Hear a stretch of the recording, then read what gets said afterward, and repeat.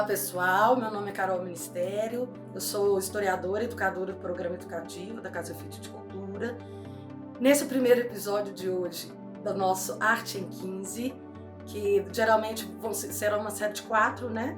Em que nós vamos fazer rápidas análises comparativas entre duas obras que trazem o mesmo tema, mas que são executadas de formas diferentes, né? Que apresentam distinções aí na técnica, no material, no estilo. E nesse Dia dos Namorados, no mês dos namorados, né, na verdade, em junho, nós vamos comentar obras de dois grandes escultores aí da tradição ocidental europeia, muito conhecidos, que trazem o mesmo tema, que é o beijo, né? Mas que apresentam realmente muito mais, talvez a única semelhança entre a produção desses dois artistas seja o tema. Né? Então o beijo é justamente essa ação que demonstra esse amor, que demonstra o desejo, carregado de sensualidade, né? Que celebra o amor. Então por isso foi o tema escolhido para esse mês de junho, em comemoração aí ao Dia dos Namorados. Né? Então, primeira coisa, né? Eu vou trazer Auguste Rodin, né? Que foi um escultor francês que nasceu em 1840, ele morreu em 1917.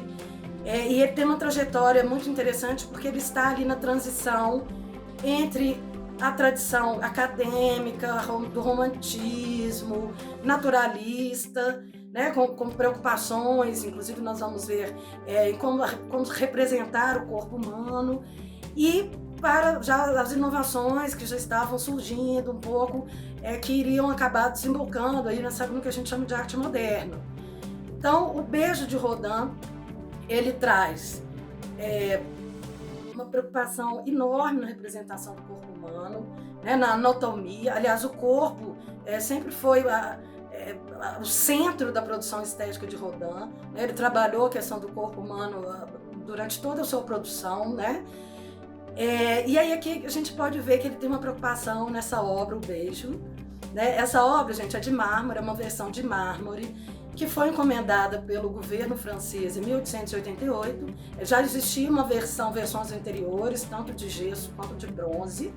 Né? E essa versão é a primeira versão, que tem outras versões de mármore também, nesse tamanho natural, mas é a primeira versão que ele desenvolveu a partir dessa encomenda do governo francês em 1888, para a Exposição Universal, que ocorreria no ano seguinte, né, em 1889, mas o Rodin demora quase 10 anos para executar essa obra. Né? Então ela só é terminada em 1898, 10 anos depois. Né? Então, durante esses 10 anos de produção, o Rodin teve essa preocupação de representar o corpo humano de uma forma muito realista, até idealizada também, né? Aquele ideal de corpo masculino, musculoso, né, que vem um pouco aí da antiguidade greco-romana. Vocês podem perceber que os músculos são salientes. É uma obra de muito movimento, né, em que justamente é o ato em que os dois amantes estão se beijando. Esses amantes são a Francesca Rimini e o Paolo de Malatesta, né, que são aí personagens da Divina Comédia de Dante Alighieri, em que a cena é o seguinte: eles se apaixonam, só que a Francesca é casada com o irmão do Paolo.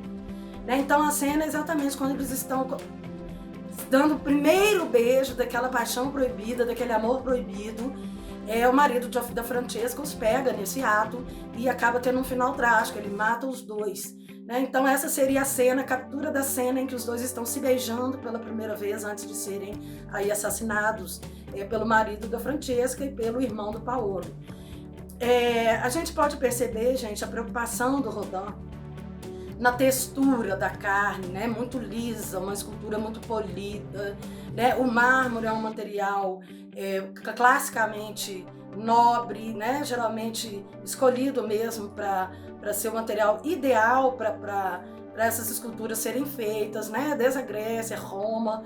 Então ele traz um tema que muito recorrente na sua obra e também de outros artistas, inclusive de Brancusi, que nós vamos falar daqui a pouco, mas trazendo essas seguintes características, né?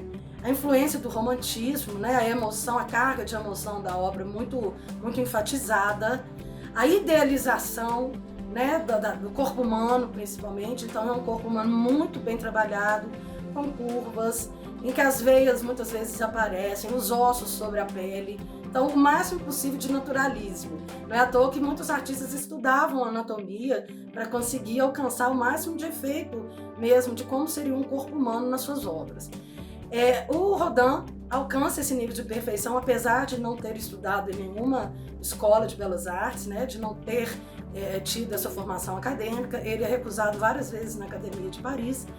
Então ele está aí, entre essas ainda resquícios de algumas regras acadêmicas, influências do romantismo, mas com preocupações naturalistas, né? Então, por isso que o corpo humano está muito bem representado. Então, é uma obra, né, gente, magnífica, o que o tornou muito conhecido. Essa obra hoje fica no Museu Rodin em Paris, exposta no Museu Rodin em Paris. E nós vamos ver que é totalmente diferente da obra que a gente vai trazer também hoje do Brancusi. O Constantin Brancusi já é um escultor romeno, mas ele foi para a França, ele ficou muito famoso na França, né, que ele nasceu em 1876 e morreu em 1957. Ele sim já é considerado aí o primeiro escultor moderno. Né? Ele, inclusive, ele já tem, né, por coincidência, sim, ele é moderno, mas ele passou por uma formação acadêmica. Ele estudou na Escola de Belas Artes de Bucareste, ele conseguiu ingressar, ao contrário de Rodin, na Academia de Belas Artes de Paris. Só que ele inova, né? Ele inova totalmente. Enquanto o Rodin quebra um pouco, começa a quebrar um pouco, então ele está na transição aí. O Brancusi geralmente já quebra com essas tradições ocidentais do passado de uma forma muito mais radical.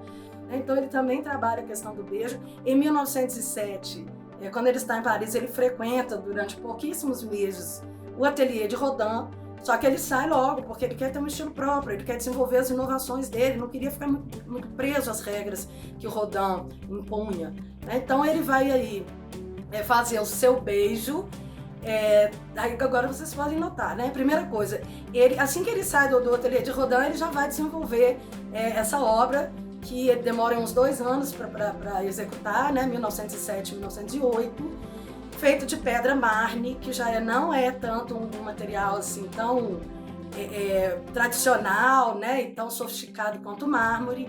Ele vai fazer incisões diretas na pedra, que era muito raro na época, né? A maioria dos escultores geralmente faziam esboços antes, né? Moldes menores em pequenos tamanhos, em menores tamanhos de gesso, de bronze. Então ele vai fazer esse entalhe direto nessa pedra mármore, e a gente pode ver que ele simplifica as formas. A preocupação dele já não é mais representar o corpo humano de uma forma idealizada, né, com toda essa anatomia que é comum ao corpo humano aparente, e sim ele quer fazer uma representação não literal dessa ação em que 2 casais estão se beijando. Né? Então ele traz aí figuras geométricas, o que seria chamado de protocubista, né? Ele traz essa simplificação das formas.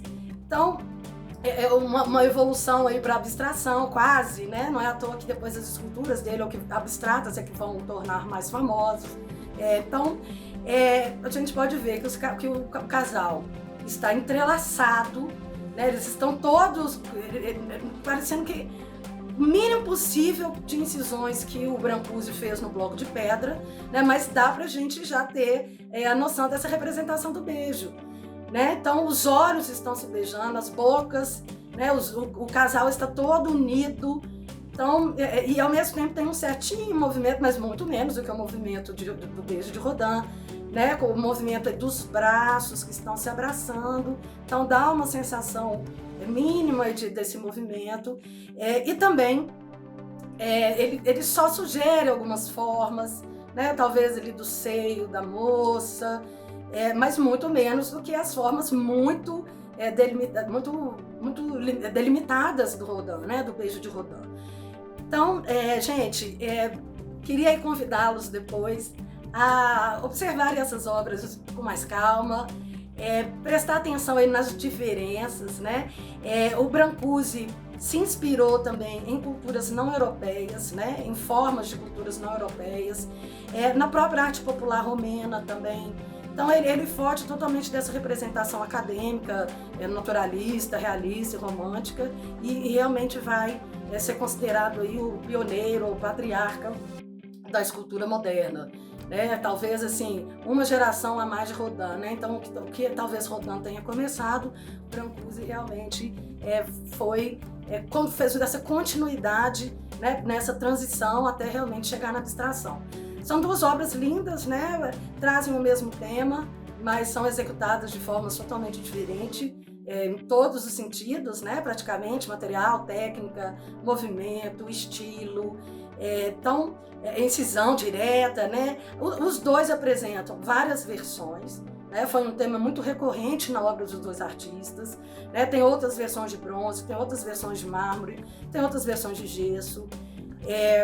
E não só desses dois artistas, né, gente? Parece que esse tema é muito recorrente, e não só nas artes plásticas, né? Nas artes visuais, mas o beijo é uma cena, é uma ação que marca muito o próprio cinema, a literatura, né? Então, trago para vocês só alguns outros artistas que também trabalharam esse tema, que é, por exemplo, o famoso beijo do Gustav Klimt, né? Temos aí o beijo também do Edvard Munch, Pablo Picasso, René Magritte, Maria Martins tem um beijo que é justamente a ideia oposta do Constantin Brancusi, né? Se no Brancusi o casal está praticamente se fundindo no abraço, o beijo da Maria Martins é justamente o contrário, como se eles estivessem se repelindo. Né? Então é um tema muito recorrente na história da arte, e hoje eu trouxe esses dois escultores aí, que inclusive ficaram muito famosos justamente com os seus beijos.